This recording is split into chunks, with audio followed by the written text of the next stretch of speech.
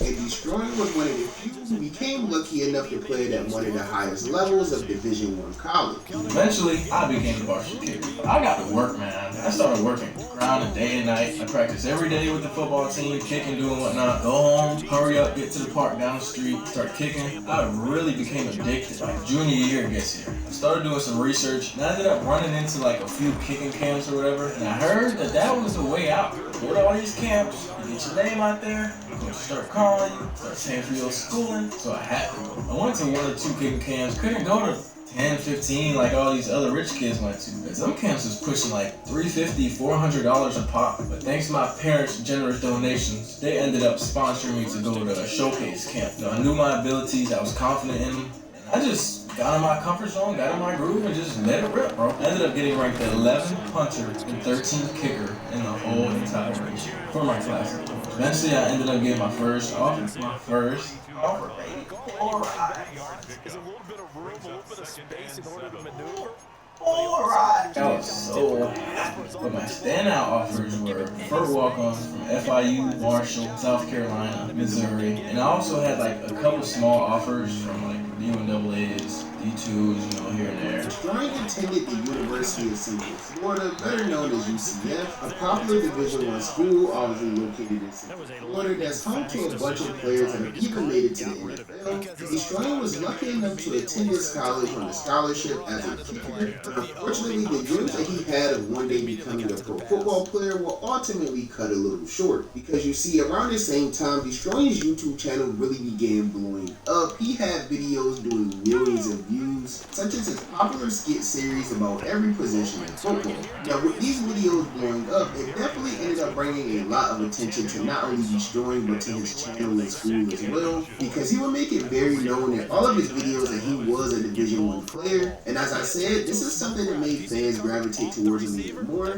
By 2017, he had gained over 100,000 subscribers in just his first year of creating content, which is something that many YouTubers aren't really able to do. But you see, even though he was seeing a lot of success on social media, this would unfortunately cause a major hit to Destroying's other passion in life and deeply affected his goal of becoming a pro football player. And this was due to the strict rules that the NCAA had at the time about being able to monetize your name and likeness while being a part of the National Collegiate Athletic Association, which obviously stands for the NCAA program, and that's a program that every college athlete at every level is enrolled into. So at the time, if you were a college athlete, no matter if you were D1, D2, D3, or whatever, you had to follow these strict guidelines. And unfortunately for Destroying, having a profitable YouTube channel was severely against these rules. College sports in 2017 was nothing like how it was today. There were no NIL deals or anything like that that allowed college players to make money. Whereas nowadays, all of this is actually a legal thing, and you get to see all of these big college athletes to their schools and crazy sports cars and wearing crazy jewelry as well, which is definitely unfair to people like Destroying, who ultimately had to end up making a tough decision. I had to make the hardest choice of my whole entire life. Stop playing sports, or stop creating videos. Basically, I'm not allowed to make any money off my YouTube. I just can't even think right now, bro, because I feel like they're making me pick between my passion, what I love to do, make videos, entertain, creative, and my other passion, playing football. We got some decisions to make, not a lot of time to make those decisions. We'll see, man. We'll see what happens. You see, once the UCF and the NCAA caught wind of Destroying's YouTube channel and the numbers that he was doing, this all led to them giving him the decision of either shutting his channel down or losing his scholarship and his spot within the football team. This was a decision that Destroying kept his fans updated on YouTube, and eventually the entire story ended up blowing up, which led to him even being featured on platforms as big as ESPN. Explain to us now how this came to a head and you had to make this decision between playing football and creating your videos. Well, as you may know, this all came to attention a couple months ago, and throughout this whole time, they've been going back and forth trying to decide what they do. They just told me either agree to the terms they gave me, which I feel like were too fair, or fine. speaks to myself and that had immense amounts of talent and even had some players make it to the NFL and had some pretty successful careers as well. With me being a Dallas Cowboys fan, the first person that comes to my mind is Brandon Aubrey, who's arguably the best kicker in the entire league. He was at one point a part of the USFL, which was just the UFL before they rebranded under another company. And just after competing there for a year, he ended up getting the opportunity to play with the Dallas Cowboys in 2023. And now he's widely regarded as one of the best kickers in pro football. So this was definitely the opportunity of a lifetime for Destroying, and it was proven to have some success for other people. This was definitely the opportunity that he had been waiting for. In 2023, he finally got his chance to become a pro football player as well as being a YouTuber after signing with the UFL team known as the San Antonio Brahmas. Donald, this is Mark Lilligris, the GM of the San Antonio Brahmas. Last year, I was DPP of the Roughnecks. You have a heck of a kicking background. Aside from your social media success, would you be interested in kicking for the Brahmas?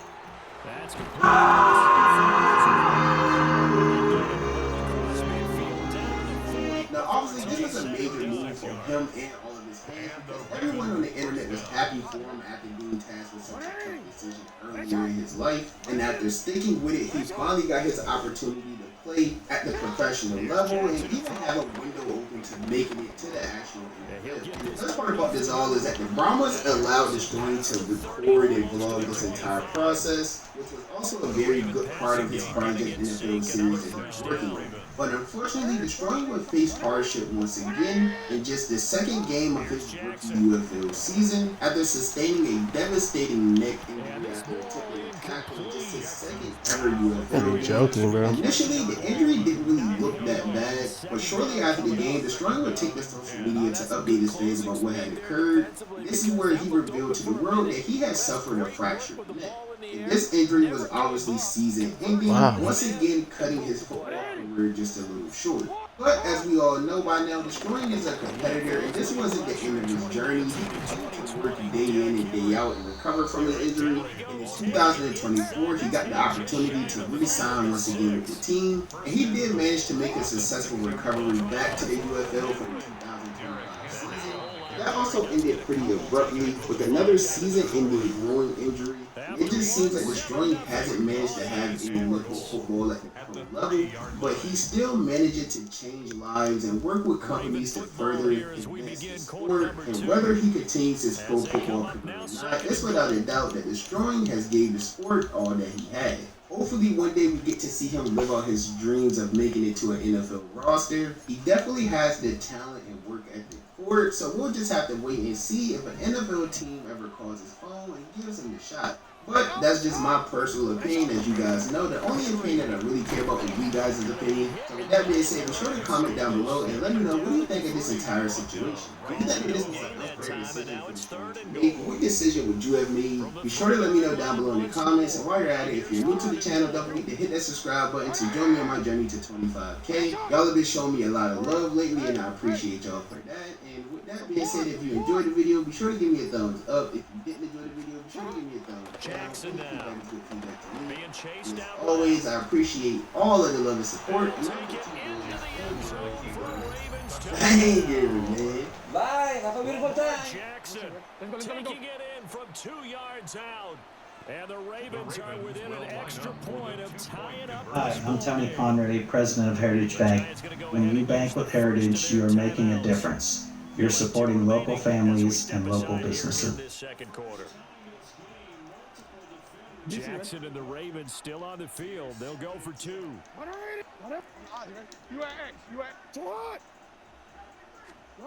They'll look to throw.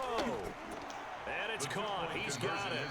So they go for 2. They convert, and along with it, they'll take an 8-7 lead.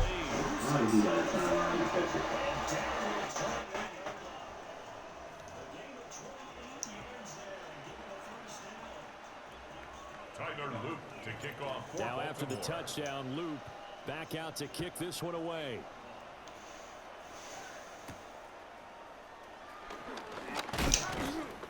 Yeah, fumble on that one. Out to the 25.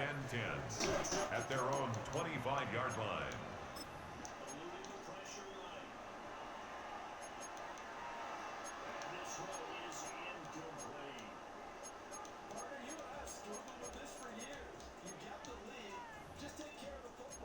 That's nothing. Okay.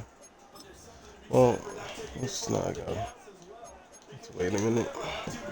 The Giants Turn it offense up. at the line, ready to begin their next drive.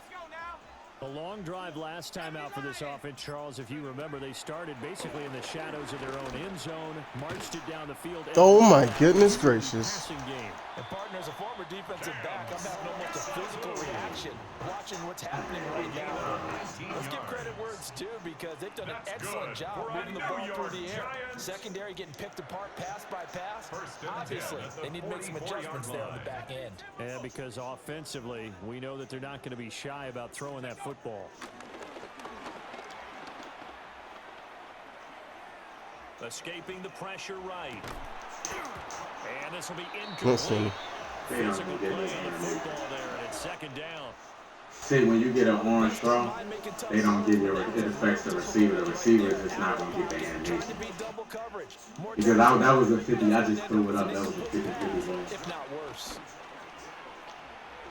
Going for the deep ball. Oh my God, yes.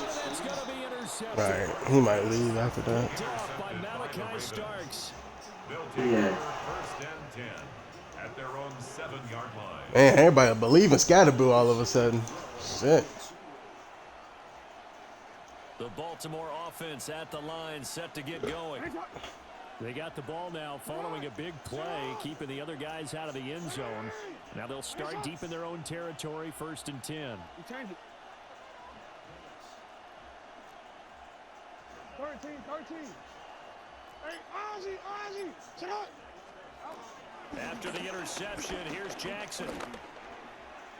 And his throw here's incomplete. Intended for Zay. He's got to be careful. Well, that was covering one. That was covering motherfucking one. I'm tweaking. I'm just tweaking. That's what that was. Oh my God. South Texas, nah, this is just the leaderboard. I just hopped on and played random games online. 9 yards, and that leaves him just short, so it'll be 3rd and less than a yard. But with his size coming out of the backfield, usually takes more than an arm tackle to get him down. That's why they like to get him involved in the passing game. No doubt about it. You saw him running that angle route there and catching the ball. And with his size, not often thought to have hands, but we're hearing that more and more. Guys are doing a better job of catching the ball at any size coming out of the backfield because they need to be a core part of the offense. And they're going to get this beyond the 40 before he's taken down. Big yardage there on the scramble. 2 minutes even in what's been a tight first half. 8-7, our score.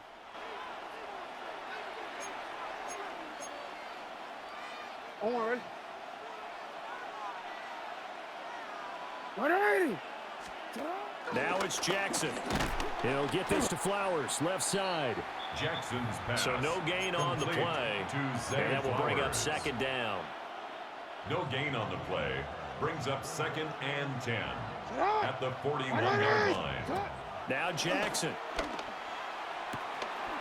To the right side, into the hands of Flowers. Down the sideline he goes. And all the way in for a Ravens touchdown.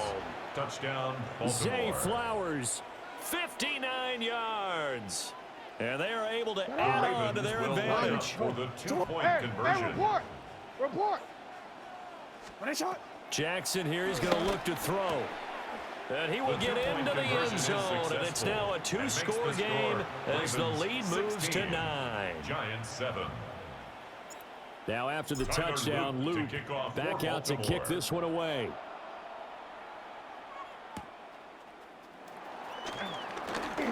Oh, a good-looking return set up here. And they got to be pleased with this. He brings it all the way up to the 40-yard line. 40-yard line. Now that's the kind of return you're looking for. To get to that spot on the field, that allows you to do a lot of things on offense. The Giants offense at the line, ready to begin their next drive. So now, Charles, this drive maybe a touch more important, trying to erase the memory of that interception they had the last time out. Yeah, and everyone goes through this because even the best in the game, you're going to have games where it just doesn't go right for you, and interceptions result. So, frankly, to me, it's all about how you respond, not just the types of plays that you call, but how you carry yourself how you show your team that you're still with it, and how you continue to lead. Let's go now. Panther 6. Hut, hut. Play action now. Dart. He's going to wind up and air it out. That's caught inside the 20. Johnson. So from inside the 20, here's first and 10 at the 18. Yards. And the Giants first down. First and 10 at the 18-yard line. Panther 60. Panther 60. Hut. Oh, he didn't spike it. He faked it. Flush to his right. But it's not going to work. He'll go down, and they got him. Now the Giants will use the second of their 3 timeouts. Second and as the 10 stoppage will come with a little under a minute to go in this first half. Here's second and 10. Check Bobcat. Check Bobcat. Go. Hurk. Hurk. Hawk 70. Hawk 70. Now flags will come in. I think this one's going to be on the defense for jumping. A bit of a jump there, CD. He breaks the line, and that'll be 5 yards. And you've got to stay more disciplined than that, Brandon. That's just a free gift to the offense. After the encroachment penalty, here's second and 5. Here we go. 60 Bison. 60 Bison. Buffalo 18. Ready. To throw now, Dart. And he'll be hit as he releases it, and that'll fall incomplete. The pressure really ratcheting up. They get the sack on first down, then a near sack. They got to him there just as it was leaving his hand. Yeah, they might need to change their pass protection scheme a little bit. Maybe bring another guy into the backfield to help protect the quarterback, because that was awfully close. They come up now, 3rd and 5, following the incomplete pass. Set. Cowboy 80. Ready. On play action, here's Dart. Now a quick throw there, but it's going to be incomplete. With a rookie quarterback out there, you're definitely going to find out how he handles adversity, because this one so far hasn't gone according to plan. He's got to fight through it and show him what he's made of. The Giants going to burn their 3rd and final timeout as they get the stoppage with just under 50 seconds remaining in half number 1.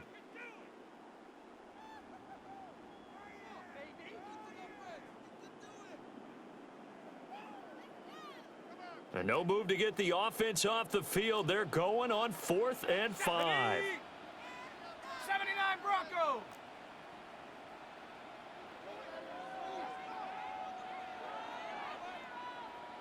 Tight. 19 tight. Check go. Here's Dart. And it's incomplete. They cannot convert, and they turn it over. Incomplete. The Giants go on 4th, but come up empty. And that will force a turnover on downs. Out. To throw is Jackson.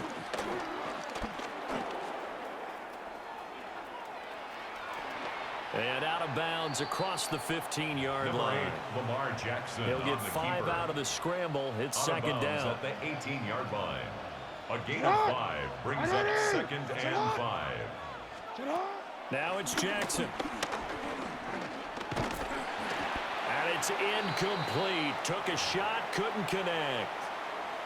And they're not going to go quietly into this halftime break. They know they're in for a fight, so they're trying to make every possession count. They took the big shot there, but it winds up incomplete.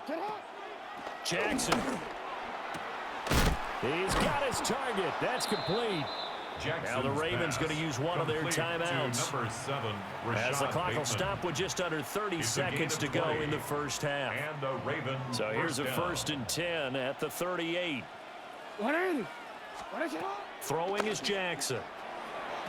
A quick throw knocked away and incomplete. That's a nice job there, because you've got to play the ball, not the man when in coverage. That'll keep you away from a lot of needless penalties, and he's able to knock that one away. That's caught. It's Flowers. The Ravens going to use the second of their timeouts. So as they talk it over, we step aside. So many times in my career, I've heard coaches talk about completions are one thing, but as long as we're there at the catch and we get guys on the ground, we can live with that. But if you're going to give up 10, 12, 15 yards after the catch, then your defense is going to be in a lot of trouble. And he just gets rid of it, throws it away. A wise move there, looked like nobody open, now second down. Well, a momentary speed bump there with that throw, partner. The defense had other ideas, and they're trying to mount a small stand before this drive reaches the end zone. You changed it. 180. Yo. What a shot. Again, Jackson. Throw caught by Flowers. Ravens going to use their third and final timeout as they stop it with 11 seconds remaining in this first half. Hey, middle. Hey, middle. What is it? Again, he'll drop to throw. And that is incomplete. 7 seconds remaining. That was a touchdown if he could have hung on. Instead, it was a well-timed collision to jar that one free. What? No, we changed it. Hey, Ozzy, you at X. Shut up. Throwing again on 2nd and 10. Jackson. And this is incomplete with a clock showing just 3 seconds left. That's a big force incompletion there to bring up 3rd and long, and this defense can still salvage a little momentum by forcing them to kick a field goal, because just a few plays ago, they looked like they were headed towards the end zone. Now flags come in before the kick. Clearly there was contact. Who was at fault?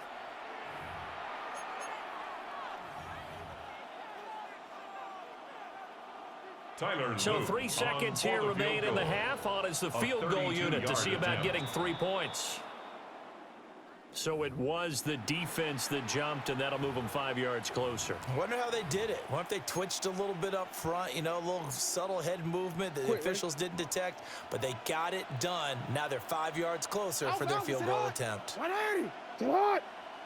180. What a shot.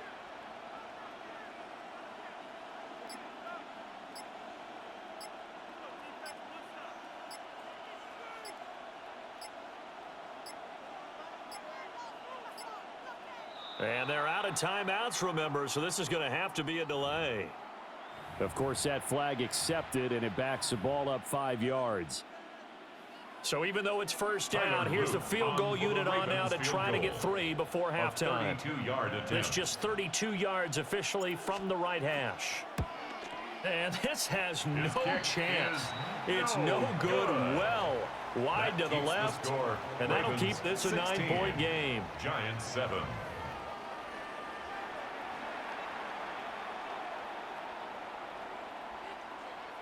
Jude McAtamney set to kick off. The Ravens ready to receive it, and they've got the lead as well as we resume play in the second half.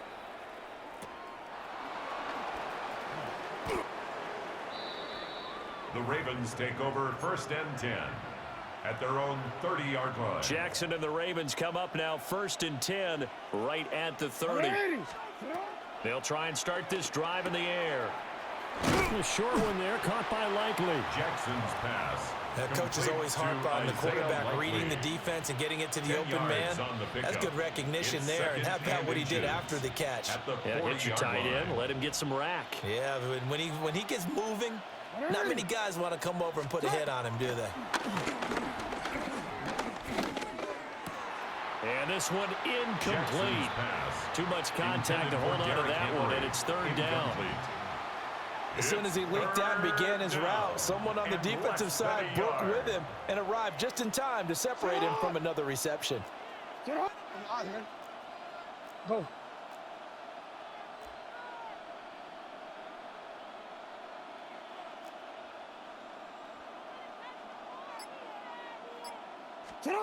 From the gun on 3rd down, Jackson. And that's incomplete. Jackson's pass. Well, it's too early to figure out what kind of adjustments this defense made at halftime, but that's a good start to the second half. They can now afford to give up more points and fall further behind, so well done to force the punting situation here. So in their own territory, but they only need a few inches, so they're going to opt to go for this thing. We'll see. Maybe a surprise pass or run. What will they do? We're about to find out. 4th down.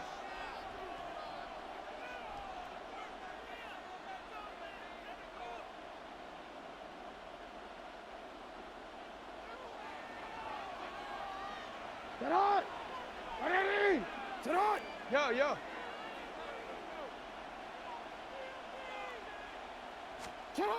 They'll indeed go for it with Jackson. Work in the middle of the field, and he's got a man complete. And all the way in for a Ravens touchdown. Mark Andrews.